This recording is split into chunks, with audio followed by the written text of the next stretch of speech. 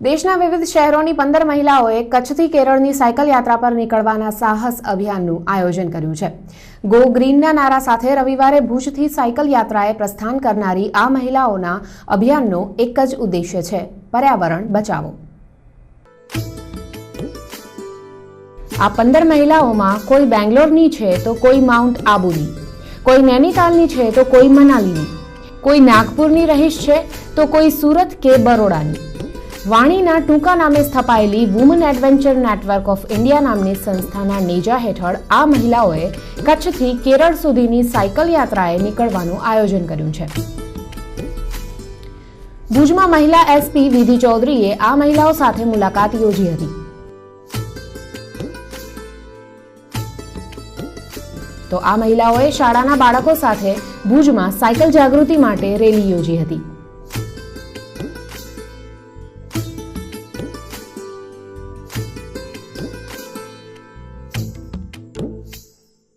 કચ્છથી કેરળ સુધીનું અંતર 2500 કિલોમીટરનું છે। વાણીની 15 મહિલા સાયકલિસ્ટો આ અંતર 34 દિવસમાં કાપશે। દરરોજ તેઓ 5 થી 7 કલાકનું સાયકલિંગ કરશે। આ તેમનું બીજું સાહસ અભિયાન છે। અગાઉ 2011માં તેમણે કોલકાતાથી કન્યાકુમારીનું 3000 કિલોમીટરનું સાહસ અભિયાન છેડ્યું હતું। કચ્છથી કેરળ ઉપરાંત રસ્તામાં આવતા મહારાષ્ટ્ર, ગોવા અને કર્ણાટક જેવા રાજ્યોમાં તેઓ વિવિધ શાળાઓ અને સંસ્થાઓમાં જઈ સાયકલના ઉપયોગનો મહિમા સમજાવશે। 3 અલગ અલગ સાહસ અભિયાન દ્વારા લિમ્કા બુક ઓફ રેકોર્ડ્સમાં સ્થાન મેળવનારા બેંગ્લોરના વસુમતી શ્રીનિવાસન આ અભિયાનના ટીમ લીડર છે, तो તેમની पुत्री स्मिता डेप्यूटी टीम लीडर है। कैलकाटा टू कन्याकुमारी हमने साइकिल किया 2011 में। पूरा 4 स्टेट्स हमने कवर कर दिया। इस बार हमने 5 स्टेट कवर करेंगे। गुजरात से शुरू किया है, कच्ची से। Gujarat, Maharashtra, then Goa, Karnataka and Kerala. We are going to end there. We are going to visit schools and colleges and promote cleaner, greener and healthier India. We want more and more people to cycle. It is an eco-friendly vehicle जहाँ petrol का ज़रूरत नहीं है। You keep a very good health also and you cycle and exercise and reach from one place to another place also. So pollution भी नहीं रहता है cycling में. So we want more and more people to cycle. It's a common man vehicle. વસુમતી Srinivasan અગાઉ 2007માં ઊંટ પર કચ્છથી થારની રણ સફર ખેડી ચૂક્યા છે। એવરેસ્ટ સર કરનારા પ્રથમ મહિલા પર્વતારોહી બચેન્દ્રી પાલ ડેઝર્ટ સફારીના પ્રણેતા હતા। આ સાયકલ અભિયાનને પણ બચેન્દ્રી પાલે આંશિક રીતે સ્પોન્સર કર્યું છે। 15 મહિલાઓની ટીમમાં 3 મહિલા ગુજરાતની છે। ટીમમાં સૌથી વૃદ્ધ મહિલા વડોદરાના 78 વર્ષીય ડોક્ટર ભગવતી ઓઝા છે। વ્યવસાય સર્જન એવા ભગવતીબેને 65 વર્ષ પછી સાયકલિંગ શરૂ કર્યું હતું અને સાયકલિંગનો એવો તો નાદ લાગ્યો કે મોટરગાડી અને દ્વિચક્રી વાહનો બધું જ વેચી મારી માત્ર સાયકલને જ પોતાનું આજીવન વાહન બનાવનારા અને પુણેથી બેંગ્લોર સુધી સાયકલ યાત્રા ખેડી ચૂકેલા ભગવતીબેન કહે છે કે હૈયામાં હામ હોય તો ઉંમર ક્યાંય નથી નડતી। હું જુદા જુદા કારણોસર પૂરા ભારતમાં હું સાયકલ પર ફરી છું। છેલ્લા 13 વર્ષથી હું સાયકલ જ વાપરું છું। મેં બીજા વાહનો વાપરવાના બંધ કર્યા છે, જેમ કે કાર અને 2 વ્હીલર। હું પૂનાથી બેંગ્લોર ગઈ ત્યારે મને વિચાર આવ્યો કે જો પૂનાથી બેંગ્લોર સાયકલ પર જઈ શકતી હું, બેંગ્લોરમાં સાયકલ પર ફરી શકતી હું, તો શા માટે વડોદરામાં નહીં। મહિલાઓની આ ટીમમાં માઉન્ટ આબુની નિકોઈ નાબીસી નામની 13 વર્ષની વયની સૌથી નાની કન્યા પણ જોડાઈ છે। આ મહિલાઓનો બસ એક જ સંદેશ છે, સાયકલ અપનાવો, પૃથ્વીને પેટ્રોલના પ્રદૂષણથી મુક્ત કરો અને સારું સ્વાસ્થ્ય મેળવો।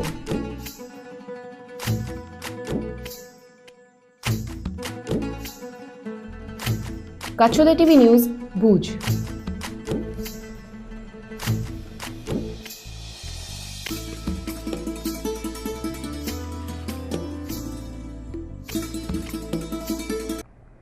કચ્છમાં સરકારી વકીલ તરીકે ઘણા સમયથી કાર્યરત કલ્પેશ ગોસ્વામીની રાજ્ય સરકારે મુખ્ય સરકારી વકીલ તરીકે નિમણૂક કરી છે। રાજ્યના કાયદા વિભાગે ગોસ્વામીની નિમણૂક અંગેની જાણ વિવિધ સરકારી વિભાગોને કરી છે। તો કલ્પેશભાઈએ શનિવારથી મુખ્ય સરકારી વકીલ તરીકેનો પદભાર સંભાળી લીધો છે। વકીલ તરીકેની કારકિર્દી દરમિયાન કલ્પેશભાઈએ અનેક મહત્વના કેસમાં સરકારને સફળતા અપાવેલી છે।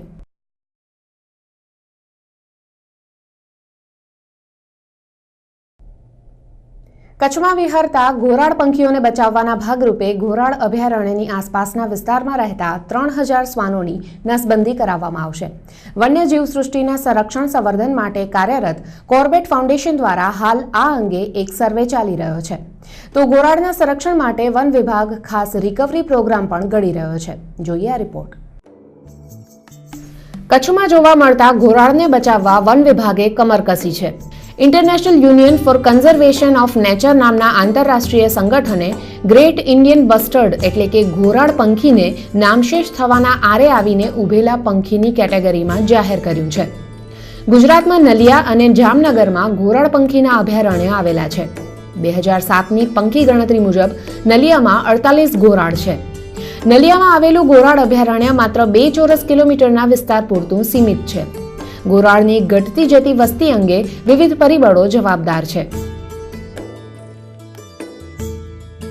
इसका संख्या कम होने का बेसिकली कारण ये है कि पास्ट में थोड़ा इसका जो हैबिटेट है डिग्रेड हुआ है. इसके कई कारण हैं.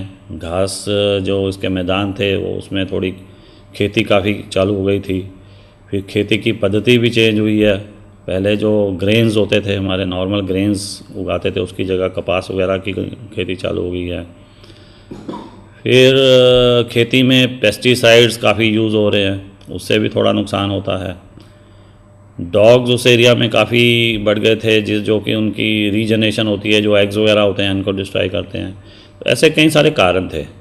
तो हम लोगों ने इसको ध्यान से स्टडी किया है, पूरी हमने स्टडी करवाई है. अभी भी हम एक सोशियो इकोनॉमिक स्टडी करवा रहे हैं कि वहाँ पे कितने लोग हैं, उनका पेशा क्या है.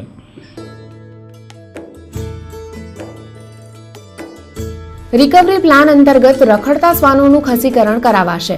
खसीकरणनी कामगीरी 13 में कार्यरत कोर्बेट फाउंडेशन करशे. रखड़ता श्वानो घोराड अभयारण्यमां घुसी जईने घोराडनी प्रजनन कामगीरीने खलेल पहोंचाडे छे.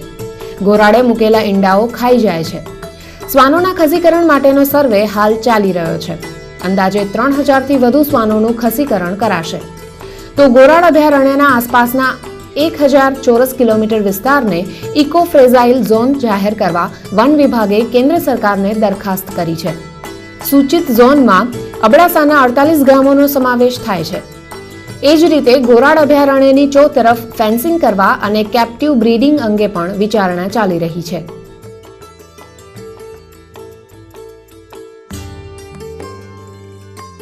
रिकवरी प्लान में बेसिकली ये होगा कि स्पीसीज़ की हिस्ट्री लिखी जाएगी भी ये क्या था और इसमें क्या नुकसान हुआ, क्यों इसकी पॉपुलेशन कम हुई और आगे क्या करना चाहिए.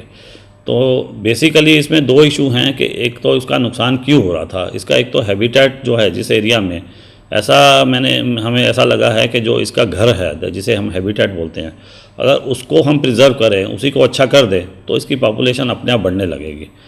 और दूसरा इसके जो खाने की चीज़ें हैं, जैसे ये कुछ सीड्स वगैरह खाता है या स्पाइनी टेल लिजर्ड को खाता है.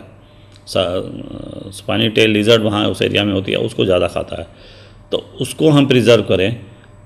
जैसे ही हम हैबिटेट प्रिजर्व करेंगे, इसका जो ग्रासेस वाला एरिया ख़राब हो रहा है, तो मेरे को लगता है ये अपने आप इसकी पॉपुलेशन बढ़ने लगी. इसके अलावा हम लोग ये भी सोच रहे हैं कि अगर पॉपुलेशन ज़्यादा कम हो जाए तो हम इसकी एक ब्रीडिंग कैप्टिव ब्रीडिंग का प्रोसेस चालू करेंगे कि एग्स को हम ला के, इसके जो एग्स ले होते हैं उनको ला के, एग्स जो डिस्ट्रॉय हो जाते हैं, एग्स इसके बहुत प्रीशियस होते हैं क्योंकि एक बस्टर्ड एक ही अंडा देता है और फिर वो कोई ह्यूमन एक्टिविटी हो या कुछ डॉग्स वगैरह आ जाएं, एनिमल्स आ जाएं तो अंडे को छोड़ के चला जाता है, तो उससे नुकसान होता है. तो हम लोग ये भी सोच रहे हैं कि अगर ऐसी कोई एक्टिविटी हो तो हम उसके अंडे को लेके उसकी हैचिंग करेंगे और चिक्स को रिलीज़ करेंगे. ऐसा भी हम लोग सोच रहे हैं अभी कि कैप्टिव ब्रीडिंग इसकी स्टार्ट करें.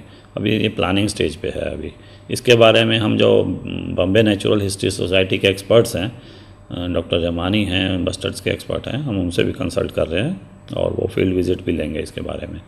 ऐसा हमारा प्लानिंग है. लेकिन हमें ऐसा लगता है, मेरा पर्सनल व्यू ऐसा है कि अगर इस एरिया को हम प्रॉपरली फेंस कर दें और उसके हैबिटेट को बचाएँ तो ये अपने आप इसकी पॉपुलेशन ठीक हो जाए. रिकवरी प्लान अंतर्गत फेब्रुआरी मासथी श्वानोना खसीकरण अभियाननो प्रारंभ थाय तेवी शक्यता छे. खसीकरणनी साथोसाथ प्रत्येक श्वानने हड़कवा विरोधी रसी मूकवा पण आयोजन चाली रह्युं छे. आम घोराडना संरक्षण माटे आगामी दिवसोमां विविध दिशामां प्रयासो हाथ धरावाना छे. કચ્છોદય ટીવી ન્યૂઝ ભુજ.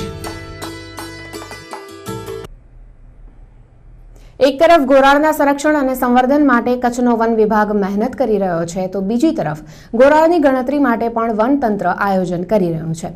ઘોરાડની ગણતરી છેલ્લે 2007માં થઈ હતી, જેને 6 વર્ષ વીતી ગયા છે. ત્યારે આગામી જાન્યુઆરી કે ફેબ્રુઆરીમાં ઘોરાડની વસ્તી ગણતરી હાથ ધરવા વન વિભાગે આયોજન કર્યું છે. ઉલ્લેખનીય છે કે અગાઉ ઓક્ટોબર-નવેમ્બર દરમિયાન વસ્તી ગણતરી હાથ ધરવાનું આયોજન થયું હતું, જો કે તેમાં વિલંબ થયો છે. આ ગણતરીમાં વન વિભાગના અધિકારીઓ, કર્મચારીઓ ઉપરાંત સ્વૈચ્છિક સંસ્થાના કાર્યકરો અને પક્ષીવિદો પણ જોડાવાના છે. ઉલ્લેખનીય છે કે 2007ની ગણતરી મુજબ કચ્છમાં 48 ઘોરાડ છે. આ સંખ્યામાં બહુ નોંધપાત્ર વધારો ન થયો હોવાનો વન વિભાગને અંદાજ છે. અને અહીં લઈશું બુલેટિનમાં વધુ એક નાનો વિરામ.